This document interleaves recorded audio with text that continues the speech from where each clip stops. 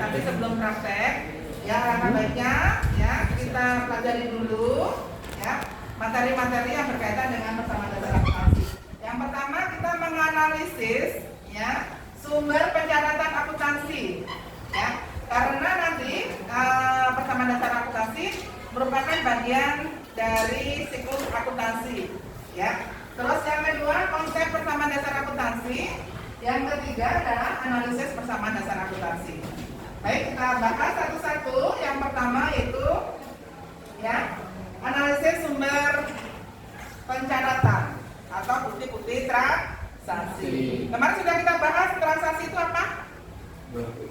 Transaksi adalah semua kegiatan yang berkaitan dengan keuangan, itu namanya transaksi ya.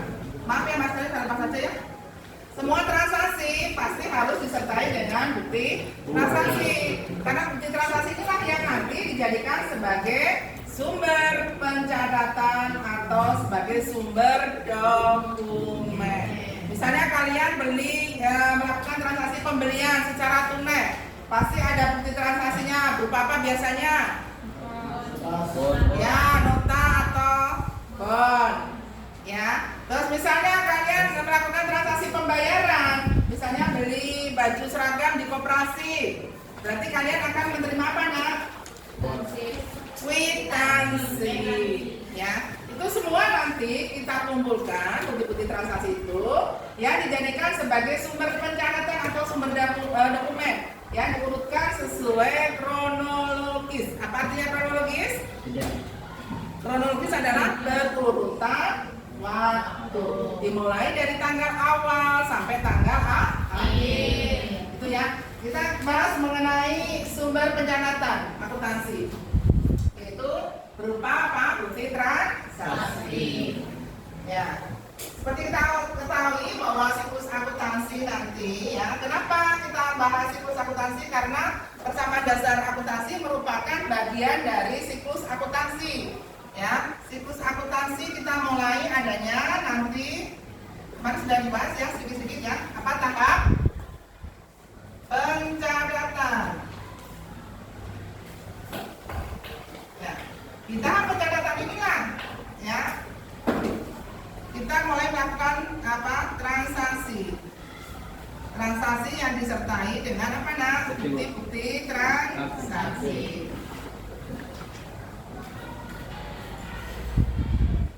Bukti-bukti transaksi ini terdiri dari apa? Ada ya, boleh kwitansi. Terus apa lagi? Nota. Ada faktur, ya kan? Ada cek, ada giro, cek, giro, ada nota debit, nota kredit. Nah ini biasanya bukti-bukti transaksi untuk pihak eksternal, pihak luar. Tapi kadang perusahaan juga mengeluarkan bukti transaksi yang untuk dalam perusahaan yang disebut dengan memo. Ya.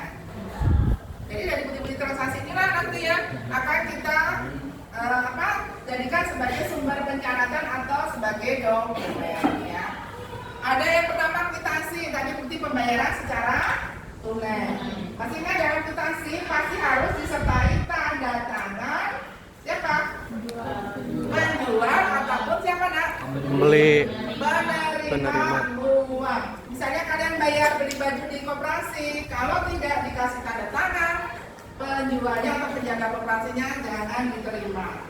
Nanti keabsahannya diragukan. Itu ya.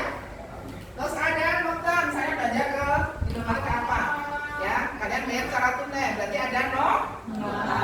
Nota berarti sebagai bukti pembelian secara tunai. Di sini ada faktur. Faktur pembelian secara kredit. Ya, biasanya dalam partai yang besar. Di dalam faktur ini, kalau formatnya itu hampir sama dengan nota. Ada nama barangnya, ada apa itu? Jumlahnya, harga persatuannya, ada jumlahnya.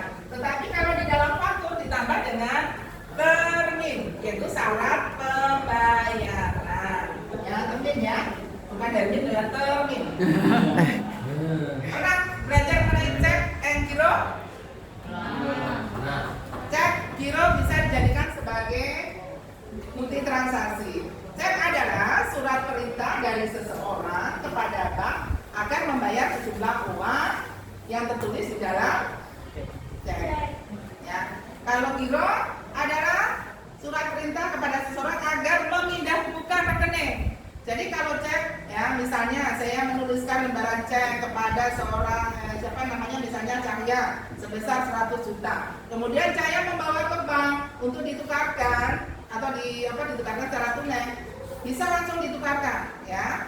Kalau sudah memenuhi syarat misalnya namanya yang tertulis sesuai dengan Cahya, sudah jatuh tempo ceknya, kebetulan ada dananya. Kadang kalian mendengarkan ada cek kosong ya. Cek kosong berarti cek yang dananya kurang atau cek yang tidak ada dananya, gitu ya. Terus kalau giro tidak boleh ditarik dengan tunai, tapi dengan cara memindahkan. Misalnya syaratnya saya dengan Cahya keduanya harus punya tabungan di dalam bank, baru bisa dilakukan pembayaran melalui giro. Jadi tabungan saya akan berkurang, saldonya pindah ke rekening Cahya. Nanti kalau sudah masuk ke rekening Cahya, baru Cahya bisa menarikkan secara tunai. Itu kalau di giro. Jadi siapa tahu insya Allah nanti jadi pengusaha ya. Jadi tidak pakai tunai, tapi lewat cek atau lewat giro bisa, gitu ya.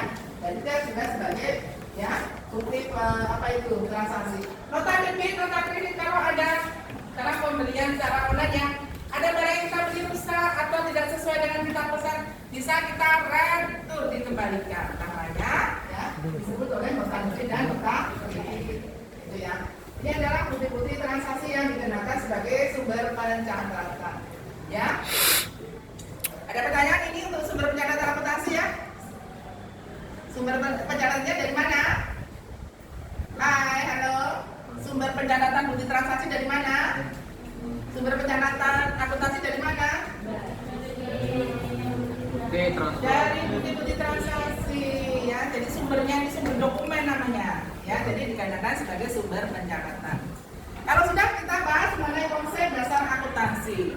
Konsep dasar akuntansi yaitu di sini ada harta, seluruh harta sama dengan hutang plus modal.